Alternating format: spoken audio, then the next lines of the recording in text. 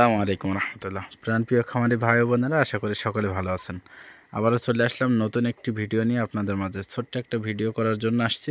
আশা করি ধৈর্য সহকারে 1 থেকে 2 মিনিট আপনারা ভিডিওটা দেখবেন।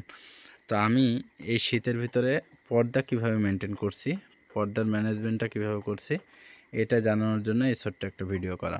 আপনারা সকলেই দেখতে পাচ্ছেন আমার এই ফার্মটা মূলত মাঠের ভিতরে। আমি এর আগেও দেখাইছি আপনাদের, ফুল মাঠের ভিতরে, যার কারণে প্রচণ্ড বাতাসে মাঠের ভিতরে। এই যে দেখেন আমি পর্দা নিচে আর কি, এটা হচ্ছে আমাদের পোলট্রির যে ফিটের বস্তা, এই বস্তা সেলাই করে আমি নিচে চারি সাইড দিয়ে, এটা কখন দেই, মাগরিবের পরে ইশার আগে আর কি, এই পর্দাটা দিয়ে দিচ্ছি। দেওয়ার ফলে কি হচ্ছে, নিচেরটা দেওয়ার ফলে উপর দিয়ে বাতাস যাচ্ছে, উপরেরটা কিন্তু খোলা রাখছি। যে উপরে যে পর্দা দেখছেন, এটা কিন্তু খোলা থাকছে মাগরিবের পরে। এরপরে আমি এই পর্দাটা কখন দিচ্ছি, এখন রাত 11টা বাজে। তো এই 11টার দিকে বা 12টার দিকে যখন প্রচণ্ড বাতাস হচ্ছে, তখন এই পর্দাটা দিয়ে যাচ্ছি।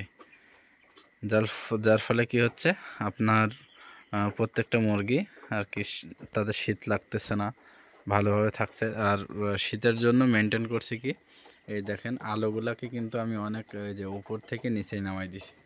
এগুলো হচ্ছে লাল ভাল্বও, 100 ওয়াটের ভাল্ব দিছি একটা একটা করে মাঝখান দিয়ে, যার কারণে কি যাদের যখন তাপ লাগবে তারা ওই লাইটের নিচে এসে তাপ নেবে।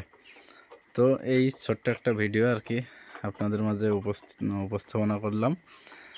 অবশ্যই এটা খেয়াল রাখবেন যে বাতাস যদি আপনার বাইরে অনেক বেশি হয়, সেক্ষেত্রে আপনি পুরোটাই নামায় দিবেন পর্দা।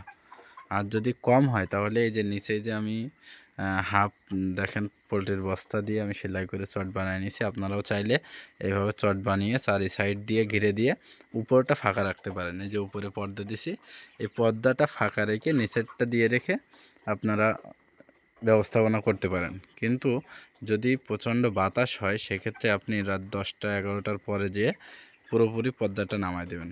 এর ফলে কি হবে, আপনার মুরগির ঠান্ডা লাগবে না, ভালোভাবে আপনি এই শীতের ভিতরে মুরগিগুলোকে রাখতে পারবেন। তো আশা করি সকলে আমার কথা বুঝতে পেরেছেন। ছোট্ট ভিডিওই যদি আপনাদের আপনারা এই ভিডিওর মাধ্যমে উপকৃত হতে পারেন, অবশ্যই আমার চ্যানেলটিকে সাবস্ক্রাইব করে পাশে থাকবেন। ধন্যবাদ। আসসালামু আলাইকুম ওয়া রাহমাতুল্লাহি তাআলা ওয়া বারাকাতুহু।